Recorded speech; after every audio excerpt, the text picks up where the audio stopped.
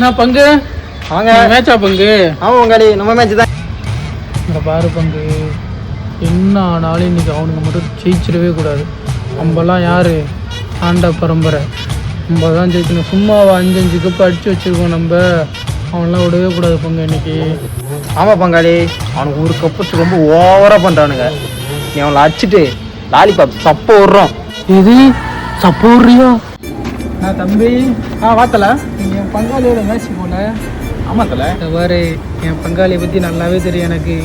Match நல்லா போயிட்டுருக்க கேப்பில் திடீர்னு அம்பானி எல்லாத்தையும் உள்ளே கூப்பிட்டு வந்துடுவான். பார்த்து சோதனமாக அடிச்சு வச்சிரு. அவன் மட்டும் ஜெயிச்சிட்டான் அப்படின்னா ஓவராக பேசுவான். பார்த்து என்னது அம்பானி வச்சு அடிக்கிறானா? இதெல்லாம் அம்பானியும் அடிக்கிறோம், அம்பையும் அடிக்கிறோம், அப்பையும் கடைசியாக நாங்கள் தான் அடிக்கிறோம்.